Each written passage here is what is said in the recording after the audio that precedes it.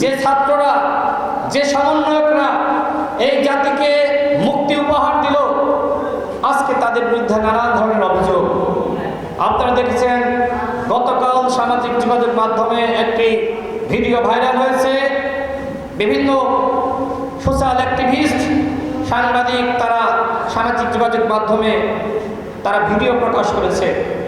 গুলশানের যে ঘটনা, চাঁদাবাজির যে ঘটনা, সেই ঘটনাকে কেন্দ্র করে জানে আলম অপু,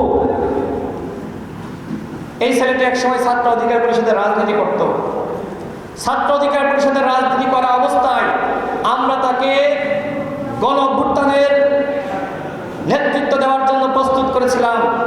কিন্তু যখন ছাত্র অধিকার পরিষদের রাজনীতি ছেড়ে দিল, নতুন বন্দোবস্তের রাজনীতি শুরু করলো, তখন জানে আলম অপু চাঁদাবাজ হিসেবে মানুষের কাছে পরিচিতি লাভ করলো।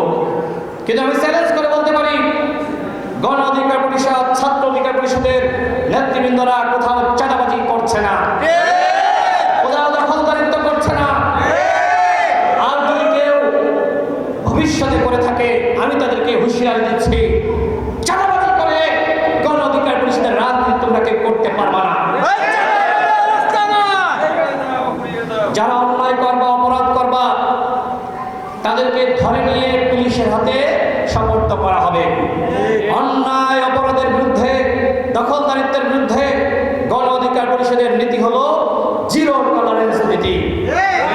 এই যে উপদেষ্টা পরিষদ গঠিত হয়েছে, সেখানে 3 জন ছাত্র উপদেষ্টা ছিল। বাকি উপদেষ্টারা সবসময় এই 3 জন ছাত্র উপদেষ্টার তোষামোদী করেছে। এর কারণটা কি? এর কারণটা তারা মনে করেছে যে আমাদের গদি যদি টিকিয়ে রাখতে হয়, আমাদের চেয়ার যদি ঠিক রাখতে হয়, তাহলে গণ অভ্যুত্থানের নায়ক এই ছাত্র উপদেষ্টাদেরকে তেল দিতে হবে। তারা যে ভুল করছে, বয়স এবং অভিজ্ঞতার যে ঘাটতি, এই কারণে তারা যে ভুল করছে, সেই ভুলগুলো আমাদের এই বৃদ্ধ উপদেষ্টারা, আমাদের এই আমলা উপদেষ্টারা, আমাদের এই এনজিও ব্যক্তিত্ব উপদেষ্টারা, তারা কখনোই এই ছাত্র উপদেষ্টাদেরকে বলে নাই।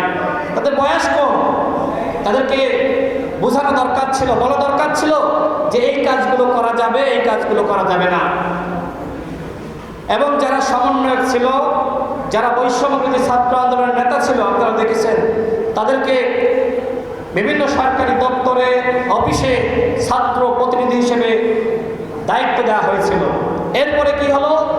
এই সমন্বয়করা, এই ছাত্র প্রতিনিধিরা, তারা রদবদল, নিয়োগ বাণিজ্য, টেন্ডার বাণিজ্য, নানান কিছুর সাথে জড়িত হয়ে পড়ল।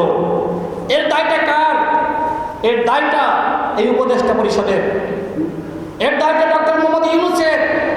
কারণ তিনি কখনোই বলেন নাই যে আমার ছাত্ররা, তোমরা এদেশের গর্ব, তোমরা আমাদেরকে গণ অভ্যুত্থান উপহার দিয়েছ, এখন তোমাদের দায়িত্ব ক্লাসে ফিরে যে পড়াশোনা করা, পরীক্ষা দেওয়া। এই কথা কিন্তু বলে নাই।